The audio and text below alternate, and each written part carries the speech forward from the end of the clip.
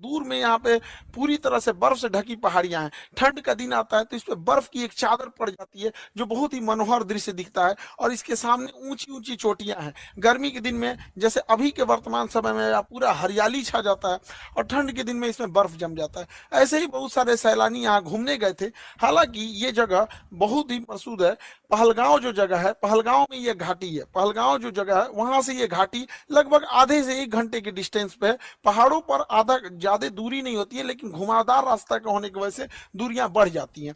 तो यहीं पर जब अमरनाथ की यात्रा शुरू होती है, अभी 2 जुलाई से अमरनाथ की यात्रा शुरू होने वाली है, तो इस पहलगांव को एक बेस कैंप के रूप में यूज किया जाता है। जो श्रद्धालु हैं, जनमाई चाइना और अमेरिका के बीच में जो ट्रेड वार हुआ है, तो चाइना के ऊपर 245% लगा दिया गया है टेरिफ, जिस वजह से बहुत सारे व्यापारी अब इंडिया की ओर मूव करेंगे। तो चाइना की भी चाल है, वो पाकिस्तान के थ्रू भारत में हमला करा रहा है ताकि बड़े व्यापारी इंडिया में इस मौके को ना देख सके। क्योंकि जो बहुत बड़े व्यापारी होते हैं ना, जो करोड़ों करोड़ों में डील करते हैं, 200 करोड़ 400 करोड़, तो वो देखते हैं किस देश में शांति है। इसलिए देखिएगा, सिंगापुर देखिए, दुबई देखिए, कोरिया देखिए, जापान देखिए, यहाँ हमेशा शांति रहता है, तो वैसे ही देखते हैं। तो चाइना को लगता है कि इसका फायदा कहीं इंडिया ना उठा ले, इसलिए जानबूझ के चाइना पाकिस्तान को उकसा रहा है। और देखिए, जब कोई इंसान भिखमंगा हो जाता है, पूरी तरह कंगाल हो जाता है, अपनी इज्जत खत्म हो जाती है, तो दूसरे को डुबाने में लग जाता है। यही काम पाकिस्तान पे, इतना बड़ा तो कोई हमला नहीं कर सकता है। तो खुफिया एजेंसी को भी, इन लोकलों को भी खोजना पड़ेगा वहां पे कौन कौन साथ दिया, क्योंकि वहीं कोई ना कोई होगा जो इतने बड़े घटना को, साजिश को, उन आतंकवादियों को ये रास्ता दिखाया होगा। वहां के लोकल लोगों की तो नौकरी चली गई, सब कुछ गया। अरे तुम्हारी नौकरी गई, इधर लोगों की जान चल गई। नौकरी बड़ा होता है कि जान बड़ा होता है जी? किसी भी इंसान का, परिवार का कोई सदस्य चला गया, लेकिन ओवरऑल एक देश की क्षति हो रही है।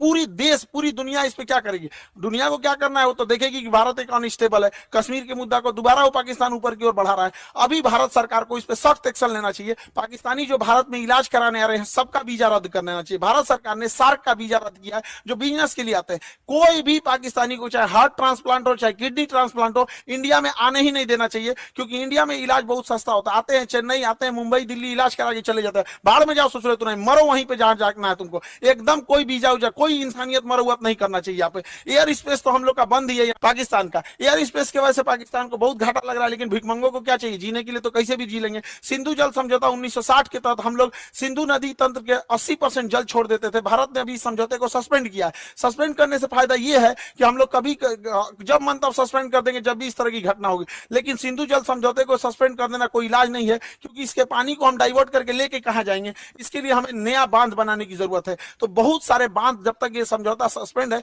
बांध बना देना चाहिए, और पाकिस्तान के पूरे पानी को रोक लेना चाहिए। और गर्मी के दिन में पूरा पानी रोक ले, और जब बरसात का समय आएगा तो पाकिस्तान तब तक तो गर्मी में पूरा जल चुका रहेगा। बरसात के समय आएगा जब पूरा लबालब होगा, तो बांध खोल दे, एगो सुखा के मारो, फिर दहवा के मार दो। यहाँ पे दोनों करना पड़ेगा। इंसानियत को लांग दिया है पाकिस्तान ने।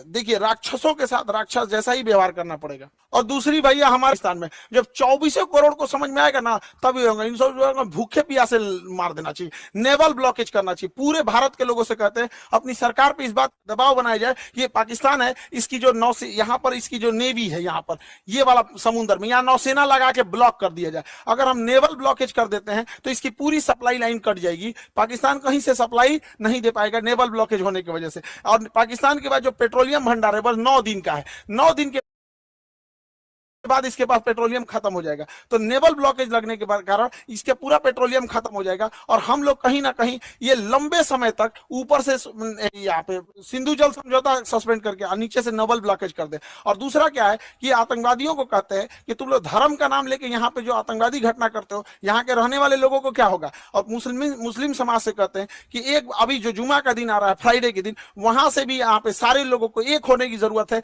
वरना हम लोग को, या जो भी एक साधारण व्यक्ति है, इन चोट्टो पाकिस्तानियों की गुनाह का सजा सबको मिलने वाला है। लोग क्या, किस नजर से देखेंगे हम लोगों को? क्या